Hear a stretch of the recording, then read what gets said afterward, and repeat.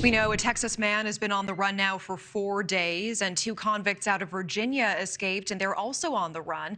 It is striking, the number of manhunts in this country so high in this moment, it's hard to find time to tell them all in a newscast.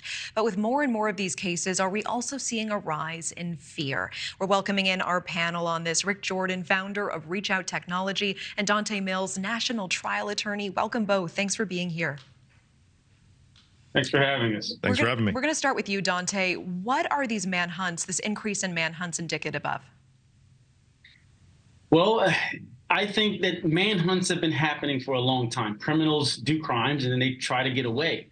I think us hearing about these manhunts are really good because it gives us an opportunity to help. It's a reliance on public assistance. I think we went from milk cartons, to Amber Alerts and America's Most Wanted, things like that. I'll tell you a quick story. I was driving with a couple of my friends and we saw Amber Alert and pulled into a gas station and saw that car. And we made a call. I don't know if we were the first ones to make a call, but the police showed up right after. We felt like we may have made a difference. So I don't think it's a bad thing that we can entrust the public to help us in these investigations. The alternative is the criminal not getting caught. There's no reason to keep that private.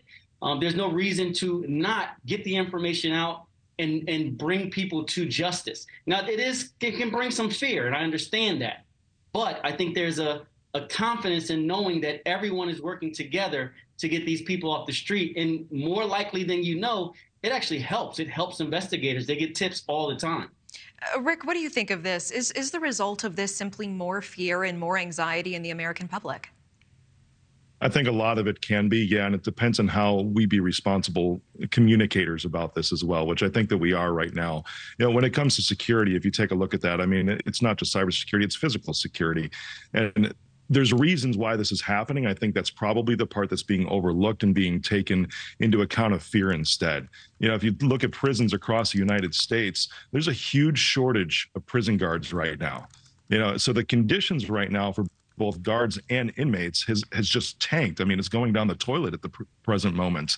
So there's a bottom core issue that really needs to be addressed within the prisons to stop these things to begin with. And that's where I think if we can direct the American public's focus towards that, towards their representatives, their senators, and start to fix that core issue, we'll see less of these and a lot of that fear can be alleviated.